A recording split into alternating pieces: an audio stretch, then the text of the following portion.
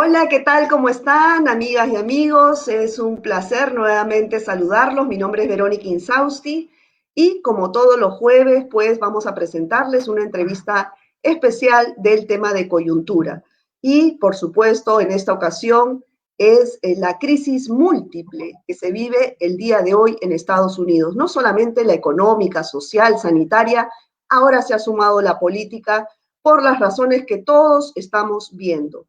Trump no quiere reconocer los resultados. Hace unos minutos ha lanzado un último tuit que dice, paren el conteo. Bueno, ¿qué va a pasar? Vamos a analizarlo con el profesor de la Universidad de Texas y también de la Universidad Católica del Perú, Francisco Durán, quien nos acompaña desde Texas, Estados Unidos. Además, él es sociólogo, investigador y periodista. Muchas gracias, Francisco, por acompañarnos. Gracias por invitarme, gusto estar acá nuevamente.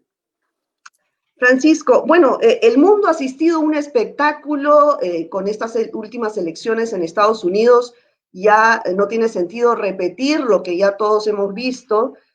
Sin embargo, en días anteriores ya habían muchos analistas, incluso Bernie Sanders, que coincidían en este resultado, en que Trump no iba a reconocer el proceso, que iba a observarlo y pedir a la Corte Suprema que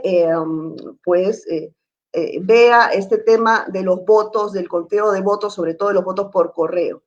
Entonces, ¿qué es lo que va a pasar ahora? ¿Cuál es el proceso que sigue y en qué lapso se va a resolver para definir al próximo presidente norteamericano? Sí, yo creo que es un tema muy importante y que tiene como trasfondo una discusión que podríamos llamar una crisis de la democracia norteamericana, que recién empieza, pero que me parece que es un tema al cual debemos fijarnos. Eh, Trump ha hecho un doble juego durante la campaña, se ha declarado ganador y efectivamente en las últimas semanas hizo una ofensiva nueva y trajo como 4 millones de nuevos votantes, a diferencia de Biden que trajo 3, porque aquel voto es voluntario, digamos. Y al mismo tiempo, sabiendo que podía perder, comenzó a hablar de fraude, ¿no? Sin base, con especulación, pero ya se sabía que él quería, en caso de que pierda, tener la excusa de que con él hubo fraude y a partir de ahí victimizarse luego de que salga. Este es un juego muy peligroso porque es la primera vez que ocurre. Y lamentablemente hay muchos seguidores de Trump que tienen una especie de fe ciega en él y los republicanos del establishment, digamos, andan callados. Y la pregunta que se hace es si en esta coyuntura donde él ha pedido el reconteo de votos en 4 estados, va a haber actos de violencia, ¿no? Ya hay milicias y grupos armados, por lo menos en un estado, que se están movilizando y se le van a dejar hacer este juego, ¿no? O sea, acá hay tensiones dentro del Partido Republicano, entre el establishment que le va a decir, ¿sabes qué? Vete, no metas lío, y Bush, familia y amigos y sus bases de neonazis, de milicias armadas, que van a querer entrar a la acción. Ahora, pero ¿es constitucional, por ejemplo, que el presidente, en este caso Donald Trump, pida que paren el conteo de votos? Porque, No, bueno, ahora ya se va a pasar, esto lo va a resolver finalmente la Corte Suprema en Estados Unidos, pero ¿cómo va a ser ese proceso? no, y es parte de la crisis que Trump ha generado en los últimos 4 años, de que él no sabe de leyes o no le interesan las leyes, no conoce bien la Constitución, entonces dice cosas. Pero ciertamente recuerda que acá hay 50 estados con 50 leyes electorales diferentes y cada estado, uno por uno, tiene que decir ganó tal. Y hay 4 estados donde el conteo es muy cercano, de repente 5, ahí tiene que procesar. Pero ya Trump se adelantó y está comenzando a litigar y el caso puede demorar 5 o 6 semanas mientras avanza de jurisdicción judicial a la siguiente hasta que podría llegar a nivel de la Corte Suprema, donde los republicanos y conservadores tienen una mayoría de 6 contra 3. Pero es muy riesgoso, porque que un tribunal constitucional intervenga sobre un asunto que es constitucional, por más conservadores que sean, van a perder. Y además ya Trump perdió, digamos. Ellos no van a sacrificarse por defender a Trump, que ahora básicamente es un pato rengo, como se dice, y apenas salga va a ser un pato chamuscado, ¿no? Porque se le vienen los juicios en el estado de Nueva York. Ahora, es evidente que Joe Biden va a ser el próximo presidente de Estados Unidos. Bueno, hasta el último conteo de hace una hora, Biden tenía 264 votos y Trump 214, pero en este proceso de 5 o 6 semanas que usted menciona, donde se resuelva en la Corte Suprema, eh, se, se, resuelva que Biden es el nuevo presidente norteamericano, ¿qué podría pasar en este lapso de tiempo? Es muy probable de que Biden asuma una posición presidenciable, serena. Además, se corresponde mucho con su personalidad. Y llame a la unidad, yo no soy demócrata, el país está dividido, pero soy americano y voy a gobernar para los Estados Unidos. Un mensaje positivo, unitario. Y mientras tanto va a comenzar a correr la transición. O sea, Biden ya debe estar nombrando equipos de transición. Lo más probable es que el otro lado no quiera colaborar porque se reclaman, digamos, ganadores, ¿no? Y eso también es una cosa extraña de la democracia norteamericana, porque supone que cuando un gobierno sale y otro entra, el que sale le tiene que guiar en los distintos ministerios y entidades, ¿no? Pero ciertamente Biden tiene ahí un tiempo para rehacer las relaciones que ha roto Trump con el establishment diplomático, con los servicios de inteligencia, en parte también con los militares, ¿no es cierto? Entonces lo que va a hacer Biden es volver a lo mismo, digamos, a Obama, y rearticular la relación interna entre su aparato de Estado y la presidencia, mientras que Trump va a comenzar a tratar de sabotear, pero ya sin mucho apoyo, porque ya creo que se sienten perdedores. Hace poco vi la declaración de su hijo mayor y se le notaba la rabia en la voz, la desesperación, ¿no? Entonces va a haber ese doble juego. Ahora, ¿no hay posibilidades de que estos grupos que apoyan a Trump inciten a la violencia en las calles durante estas semanas? ¿Hay posibilidad de una guerra civil? ¿Podría darse? Estos grupos están hablando de una guerra civil y ellos ven a quienes han estado en el poder como enemigos de la nación. Entonces son defensores de la nación en su mentalidad. Pero son grupos pequeños, ahora hay cientos, miles, si tú cuentas todos los estados, organizados como milicias, como grupos conspirativos, etcétera.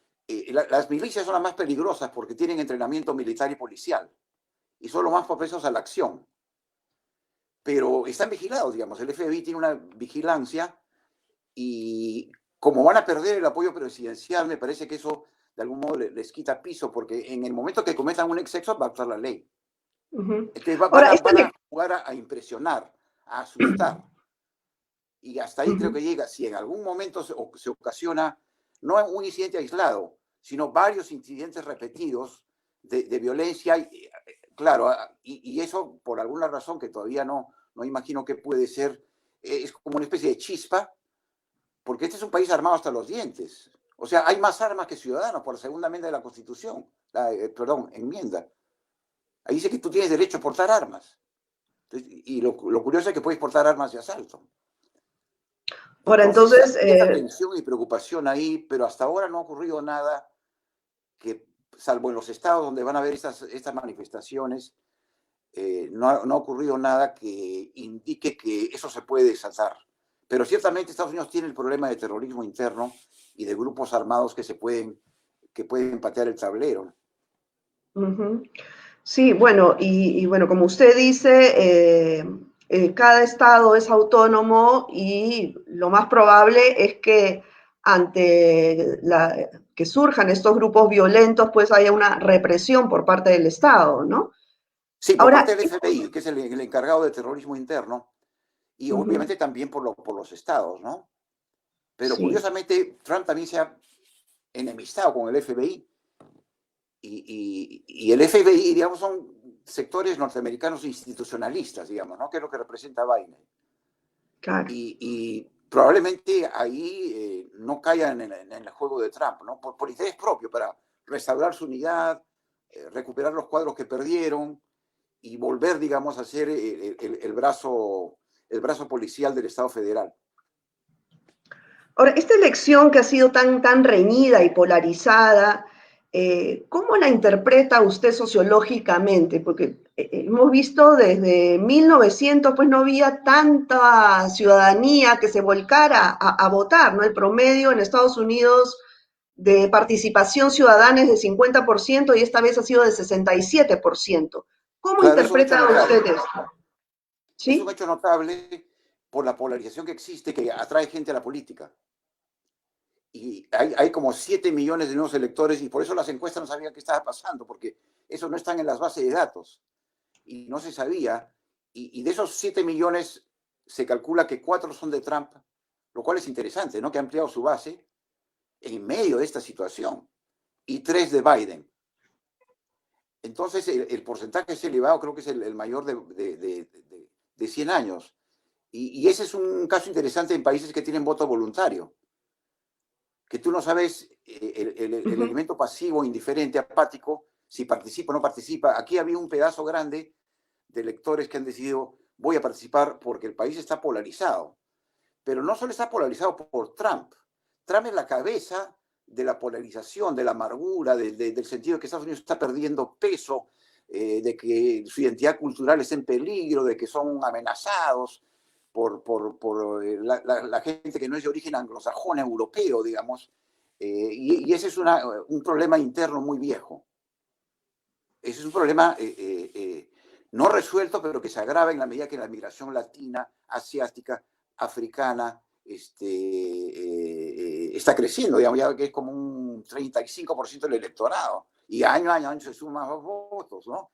Entonces, demográficamente, la llamada clase media blanca, la mayoría blanca, se va reduciendo y probablemente llegue a un punto en el cual sea menos del 50%.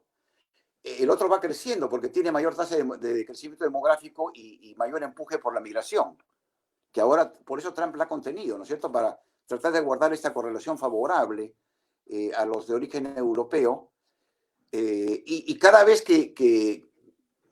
cada día, cada año, mucha gente dice voy a votar.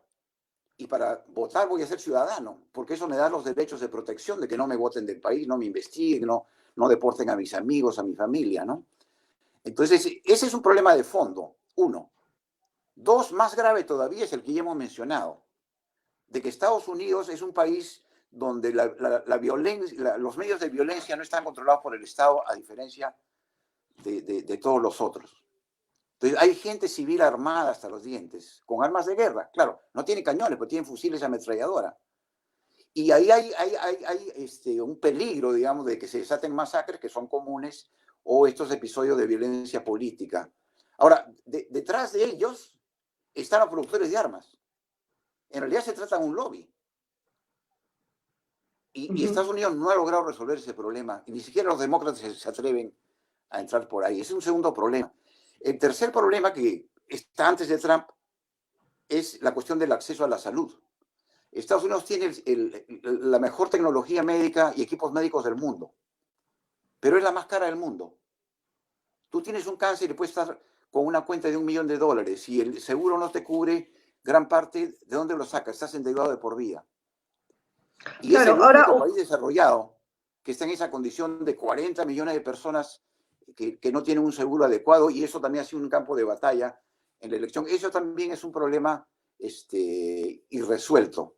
Y el último problema es el problema fiscal y de endeudamiento vía venta de bonos del tesoro en el mercado mundial. Trump ha tenido desarrollo y crecimiento porque ha estimulado la economía de esa manera, pero hay un problema fiscal serio con gasto militar, digamos, que ya no tiene sentido. Hay guerras desde 2001 en el Medio Oriente, que es gasto improductivo, y China le va sacando ventaja, ¿no es cierto? Entonces, ahí hay una cuestión en donde la competitividad de Estados Unidos, la capacidad militar de Estados Unidos puede ir viéndose poco a poco comprometida si estos problemas fiscales, digamos, y estos dilemas de dónde invierto, ¿no? ¿Invierto en carreteras, educación o invierto en guerras? Se van a pronunciar. En general, el panorama es muy bueno para Rusia y China si es que ganara Trump. Si gana Biden, va a ser al revés y va a rehacer la reunión con la Unión Europea y va a tratar de volver a lo mismo en América Latina. Ujú. Bueno, ahora, ¿qué sectores de la población han apoyado a Trump y cuáles a Biden? Porque, por ejemplo, en Florida se dio una sorpresa que creía que Biden iba a ganar y, sin embargo, Trump ganó sin haber puesto en la agenda electoral el tema migratorio, que es tan importante, ¿no? Como usted bien dice, el porcentaje de la población latina, afroamericana cada vez es mayor, ¿no? Hoy en día el 13% de los votantes son latinos. Y 12 Entonces, afroamericanos, ahí tienes 25. ahí tienes un 25%. Entonces, Más asiáticos, ¿no? Que ¿cómo, se han ¿cómo se sumado ha por primera dividido vez. ese bolsón electoral? ¿Quiénes son los que apoyan a Biden y quiénes a Trump según el mapa que hemos visto, bueno, con los resultados que estamos viendo hasta ahora?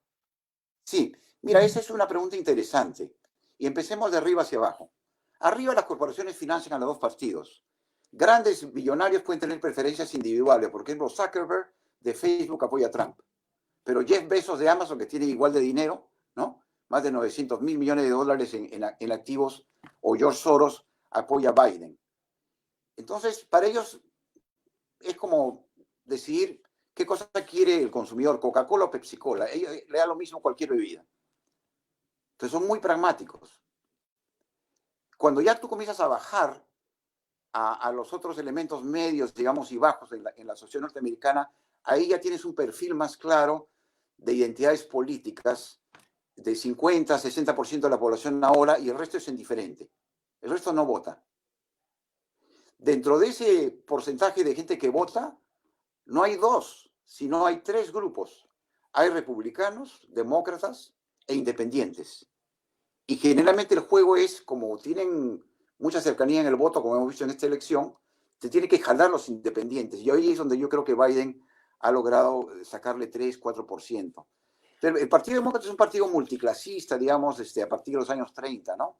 Que tenía mucho apoyo de sindicatos, de judíos, de minorías, y después atrajo con políticas sociales el voto afroamericano, ¿no? Y después hizo un esfuerzo por atraer el voto mexicano, puertorriqueño. Entonces, si tú ves, el voto afroamericano es muy leal al Partido Demócrata, 90%. Habrá un 10%, digamos, conservador. Y en el voto latino, a pesar de lo que dices en Miami, que es un caso muy especial, porque es la ultraderecha latinoamericana del Caribe, ¿no? Que está concentrada ahí, dirigida por los cubanos, que son los que controlan la política en Miami, y es el grupo más viejo, ¿no? Y sumado ahora a un contingente conservador venezolano. Entonces Trump lo que ha hecho no es apelar a la cuestión migratoria, sino crear esta cuestión anticomunista de que Estados Unidos va a ser socialista, ¿no? Es una cosa alucinante, pero yo conozco una persona que vive en la Florida y me dice, si gana Biden, me voy del país, porque esto va a ser socialista. Entonces, hay mucha ignorancia política, cuando se dice socialismo, comunismo, no tienen idea, pero el miedo sí lo tienen. Entonces, Trump ha jugado al miedo, pero aún así tú ves que un 70% de los latinos, habría que ver el estimado final, ha apoyado a Biden porque tiene una mayoría mexicana, ¿no? Tiene un sector puertorriqueño que además está activado políticamente ahora más porque hay una crisis en Puerto Rico terrible, y tiene un voto latino, sudamericano, que ya depende bien por dónde se alinea, ¿no? Y ahí es donde salen algunos votos republicanos. Ahora, El partido, respecto, ese es el sí, partido demócrata. El respecto, partido republicano, como digo, es un partido de blancos, de clase media blanca, con algunos componentes étnicos por aquí y por allá. Y lo interesante de Trump, para terminar, es que se ha jalado el voto obrero. Por eso está ganando en la zona industrial, desde la elección anterior, con esa prédica nacionalista de que hace América no, grande nuevamente y que voy a traer las fábricas acá, cosa que no ha hecho, ¿no? Y el sí, voto de los pero granjeros, ¿no? Los granjeros blancos son un componente trampista republicano fuerte. ahora, respecto a lo que usted mencionaba al inicio sobre esta élite económica que finalmente le da igual, ¿no? Porque Trump y Biden finalmente son dos caras de la misma moneda, tienen las mismas políticas de Estado, en fin. Pero, ¿por qué es que apoyaron en esta elección mayoritariamente a Joe Biden? ¿Qué les va a dar él que no les dio Trump? Trump es un líder carismático, para ponerlo de mejor manera, ¿no? Hay psiquiatras de Harvard que dicen que tiene un problema de narcisismo maligno, ¿no? Similar al de Hitler. Tiene un carisma, y en ese sentido es un poquito latinoamericano, ¿no? En su manera de hablar, de dirigirse a las masas, de agitar, pero es una persona intuitiva, que la intuición le salió muy bien en la elección anterior y le permitió ganar como outsider, ¿no es cierto? Muy raro que un outsider se meta en el Partido Republicano y se convierta en candidato y luego en presidente. Entonces él generalmente va a contracorriente en muchas cosas, confía muchísimo en su intuición y a veces le sale, a veces no. Entonces, si tú ves los debates y las opiniones, es un tipo que no estudia, que no lee, que no propone, que no consulta con los técnicos, ni siquiera para la pandemia. Es un tipo que recoge cosas de televisión, ve mucho televisión, tuitea, y agita, y constantemente ataca, siempre está al ataque, haciendo denuncias y siempre se alaba a sí mismo, ¿no? Que es el aspecto narcisista peligroso, pero no es consistente en su aplicación de políticas. Ahí lo ves, por ejemplo, la relación con Norcorea, ¿en dónde está? Incluso en el caso venezolano, yo diría que también hay notas que en un momento se interesó en hacer una movida en Venezuela, ¿no es cierto? Y después se cansa y se olvida, ya no hace caso a los generales que hacen los planes de contingencia, ¿no es cierto? No escucha a su servicio de inteligencia. Entonces, este es un elemento, digamos, que ha caracterizado a Trump, que ha generado un caos administrativo y de liderazgo en el mundo, ¿no? Que ciertamente si Trump pierde, lo va a corregir inmediatamente Biden, ¿no? Pero teniendo en Y, cuenta que han pasado 4 años y y no se según entienden usted, entre ellos, entonces, estas es diferente. características de Donald Trump han sido eh, las que hicieron que el apoyo de la élite económica norteamericana se incline hacia Joe Biden. No, Quizás el yo temor creo a ese que perfil psicótico esta como... superélite corporativa que tiene negocios en todo el mundo ha aprovechado a Trump cuando le dieron los beneficios tributarios, ¿no? Y ha aprovechado, en el caso del petróleo y otras industrias sucias, a que baje la regulación. Había todo un problema de desregulación ambiental muy fuerte con Trump. Pero en realidad, igual van con Biden, y yo tengo entendido porque ya conocían que Biden podía ganar, y tú le das plata al ganador. Entonces, Biden ha recogido más dinero que Trump, a pesar de que Trump inicialmente tenía muchísimas contribuciones y le llevaba ventaja. Y acá justamente es el punto que quisiera tratar, de que Estados Unidos está capturado por los grandes intereses corporativos vía la financiación de campañas, el lobby, la puerta giratoria. Y el principal mecanismo, en mi opinión, es la financiación de campañas. Y curiosamente empieza el día de la inauguración. Si tú ves esa gran ceremonia como la que van a ver en enero, ¿no es cierto?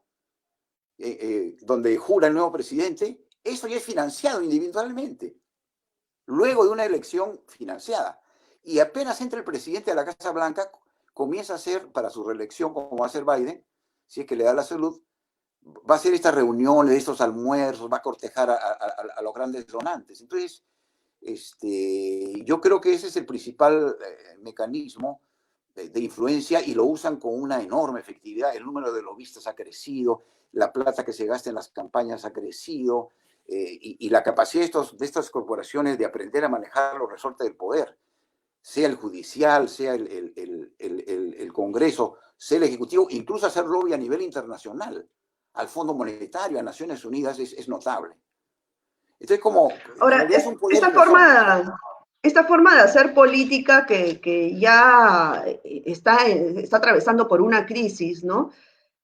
No hay forma de que en Estados Unidos se amplíe un poco la oferta política electoral, porque ya prácticamente uno tiene que optar entre votar por los republicanos o los demócratas. ¿De qué dependería de que surjan nuevas corrientes? No sé, por ahí algo quizás se tendría que cambiar la constitución. ¿Qué es lo que tiene que pasar? Porque hay muchos norteamericanos que no se sienten identificados ni con los republicanos ni con los demócratas, ¿no?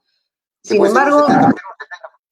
claro, entonces esto se visibiliza en estas elecciones, por ejemplo, con esta crisis a la cual estamos asistiendo. ¿Qué tiene que Sí, pasar para que esto cambie? bueno, ese es un sistema bipartidista que se ha ido creando en realidad desde el principio, pero que se refuerza a partir de Lincoln en adelante, donde ya surge el Partido Republicano y el Partido Demócrata actual, y ellos básicamente tienen el monopolio de la representación política. Entonces, ellos, en la medida que controlan el Congreso y la presidencia, se asegura de que no haya rivales, digamos, ¿no? Por ejemplo, la Comisión de Debate Presidencial, que es independiente, está compuesta por gente que apoya al Partido Demócrata y al Partido Republicano. Y en elecciones donde aparecen otros candidatos menores por el lado izquierda, por el lado derecha, nunca van al debate. Entonces, si tú no lo ves en televisión nacional al tercero o cuarto candidato, prácticamente ha desaparecido de la escena política.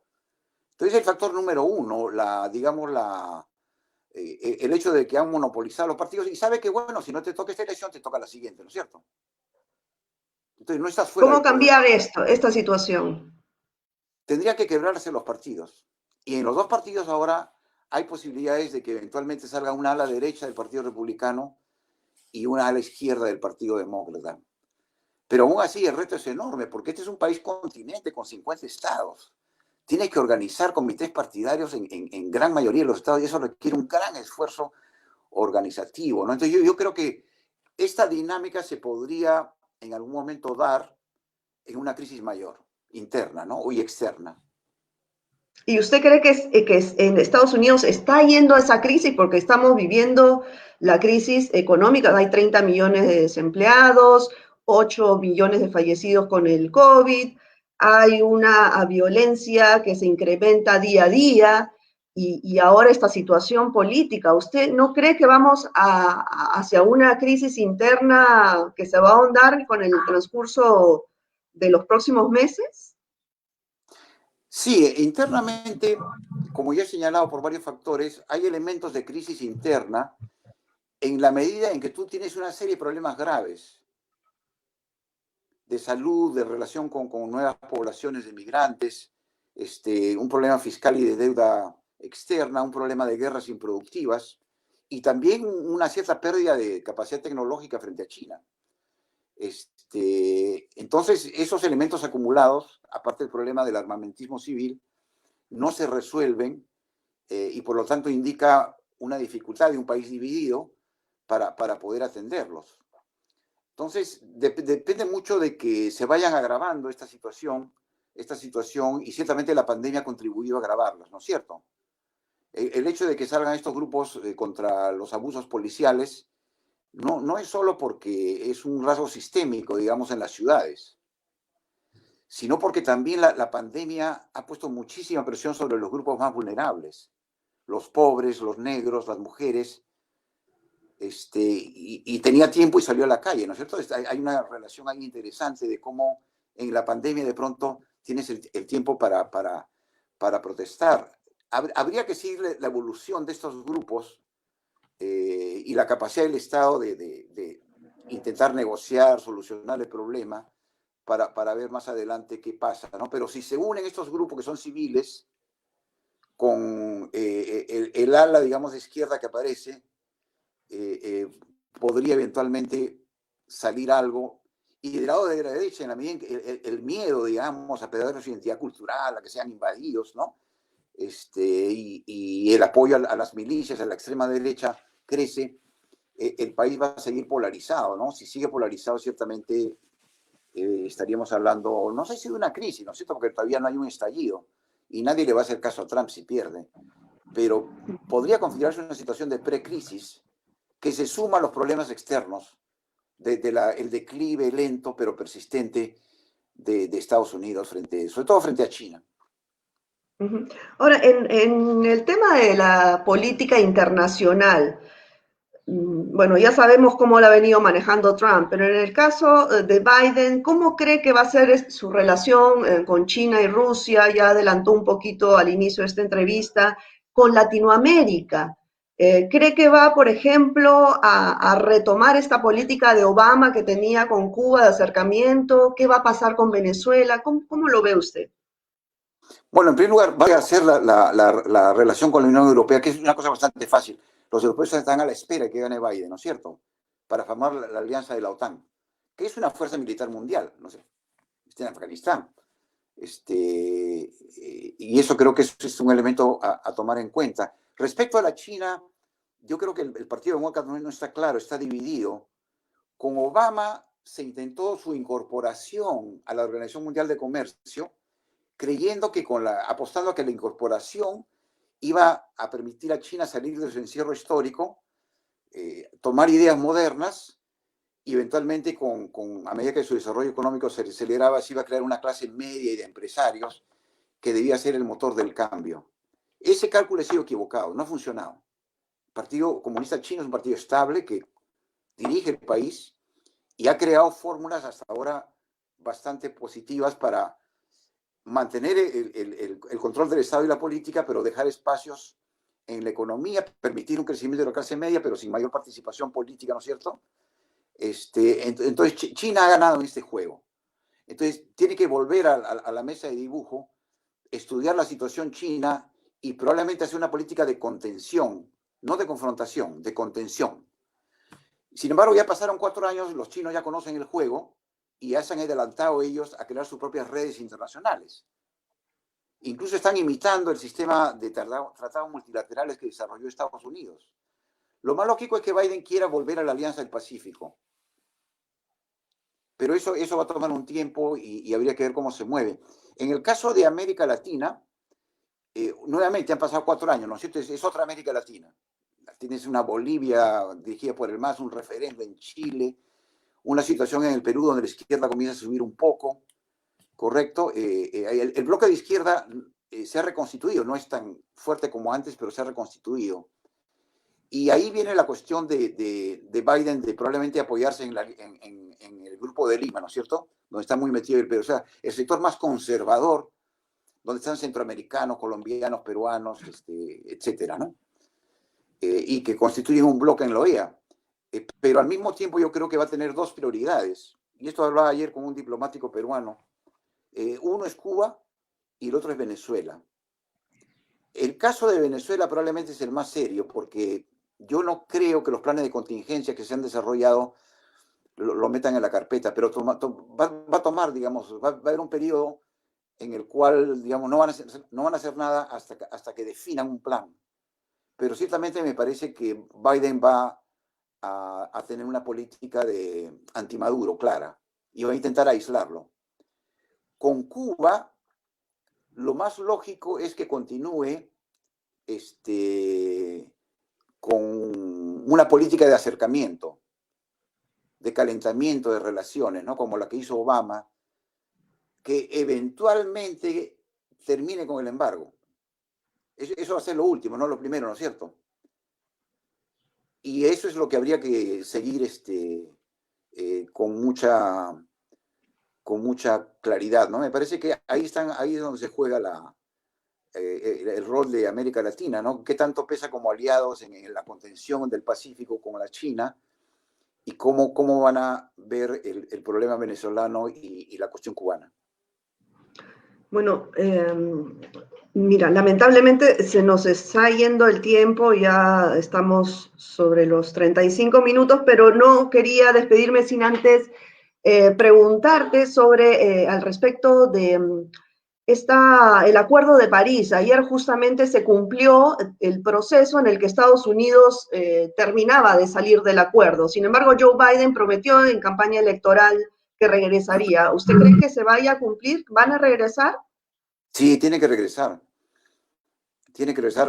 Además, Biden digamos, ha tomado una postura de tecnología verde y quiere reindustrializar Estados Unidos, dar trabajo, metiendo mucho dinero federal en energías alternativas, por ejemplo, carros eléctricos, ¿no es cierto? Sistemas de solares, que por ejemplo, acá en Texas, la mitad de mi barrio tiene paneles solares, ¿no? Pero requiere mayor demanda para que bajen los precios.